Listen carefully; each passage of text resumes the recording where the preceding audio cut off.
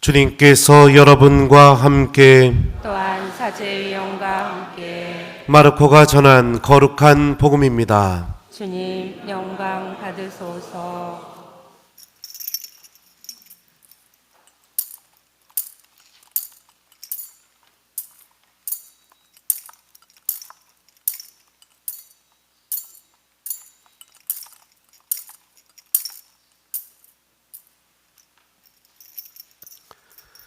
안식일이 지나자 마리아 막달레나와 야고보의 어머니 마리아와 살로메는 무덤에 가서 예수님께 발라드리려고 향료를 샀다.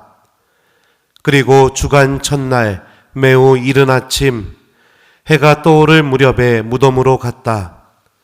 그들은 누가 그 돌을 무덤 입구에서 굴려내 줄까요? 하고 서로 말하였다. 그러고는 눈을 들어 바라보니 그 돌이 이미 굴려져 있었다. 그것은 매우 큰 돌이었다.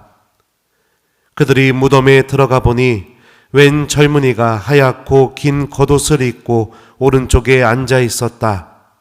그들은 깜짝 놀랐다. 젊은이가 그들에게 말하였다. 놀라지 마라. 너희가 십자가에 못 박히신 나자렛 사람 예수님을 찾고 있지만 그분께서는 되살아나셨다. 그래서 여기에 계시지 않는다. 보아라, 여기가 그분을 모셨던 곳이다. 그러니 가서 제자들과 베드로에게 이렇게 일러라. 예수님께서는 전에 여러분에게 말씀하신 대로 여러분보다 먼저 갈릴레아로 가실 터이니 여러분은 그분을 거기에서 뵙게 될 것입니다. 주님의 말씀입니다. 그리스도님 찬미합니다. 모두 앉으십시오.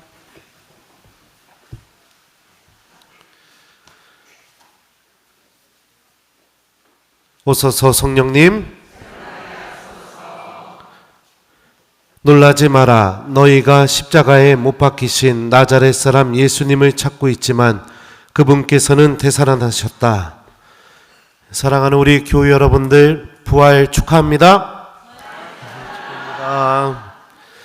예, 사순시기 동안 우리들의 삶을 되돌아보았고 또 알몸이 되는 고해성사도 우리 모두 보게 되었고 또 이번 성주간 동안에 예수님의 순환 죽음을 동참하면서 지금까지 오늘 이 시간까지 이렇게 하느님을 따라오게 되었습니다.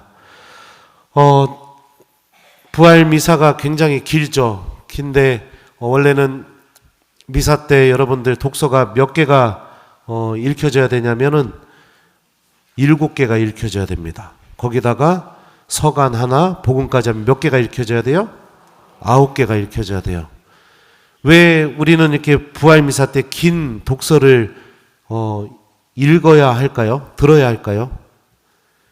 독서를 여러분들 한번 처음부터 쭉 읽어보신 분들은 아시겠지만 창조부터 예수 그리스도까지 향하는 이 구원의 역사 안에서 가장 중요한 사건들을 우리가 이 부활 미사 때 듣고 있는 겁니다. 주님께서 세상을 창조하셨고, 그러니까 우리의 생명이 하느님에게서 시작이 되었고요.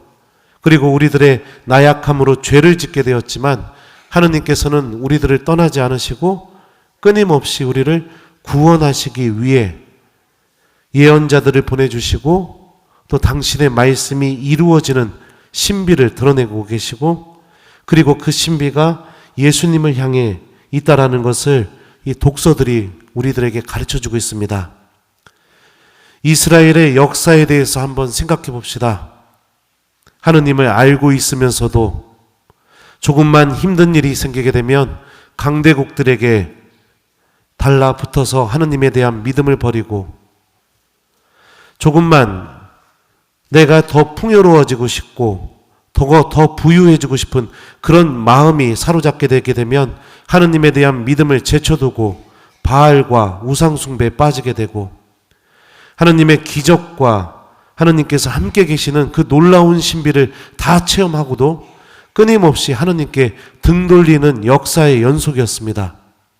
그런데 놀라운 사실은 하느님께서 그 끊임없이 등을 돌리고 버리고 당신께 돌아서지 않는 그 이스라엘의 역사 안에 함께 계셔 주셨고 그들의 역사가 예수님을 향하게 만들어 주셨습니다.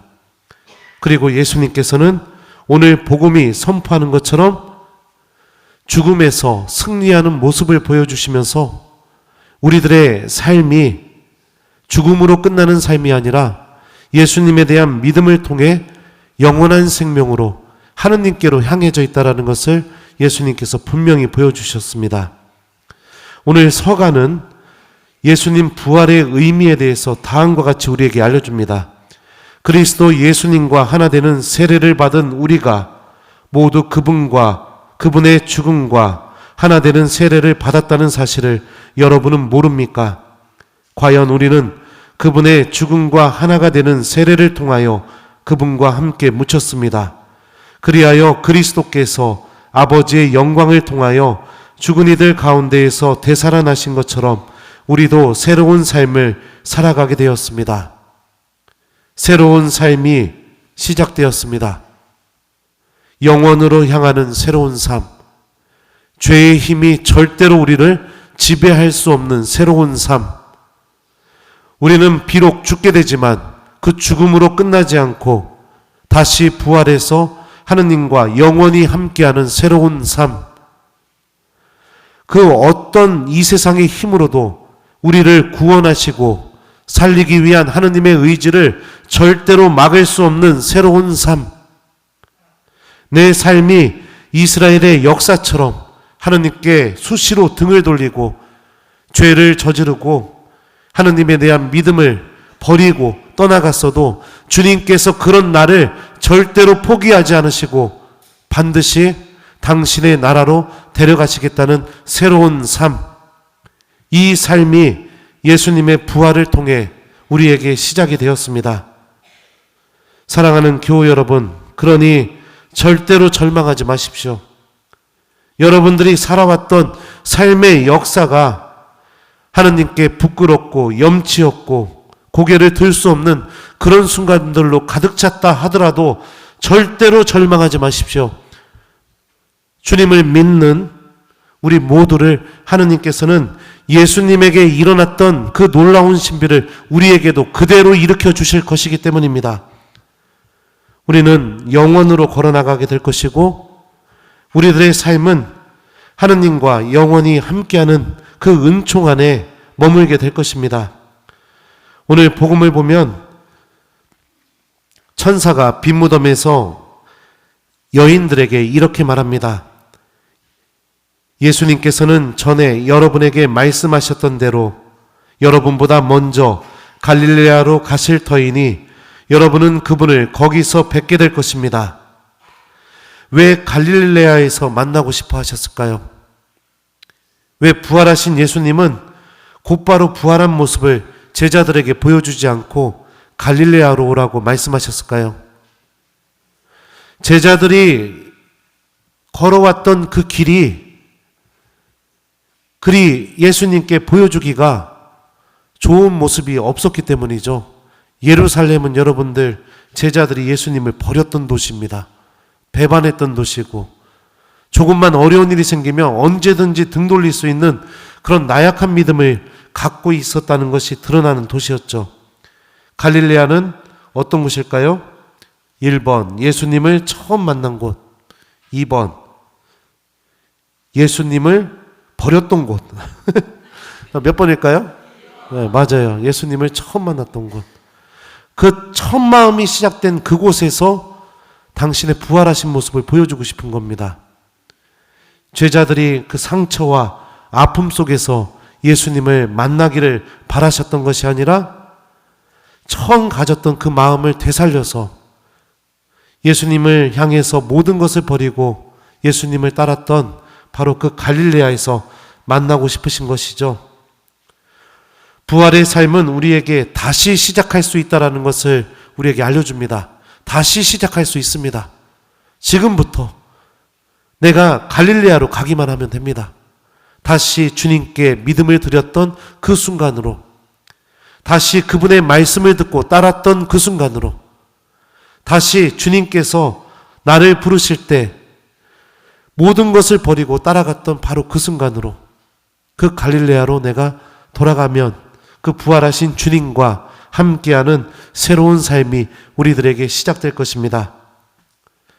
사랑하는 교우 여러분들, 우리들도 이제 우리들이 주님을 처음 만났던 그 순간으로 돌아가서 부활하신 예수님을 만났으면 좋겠습니다.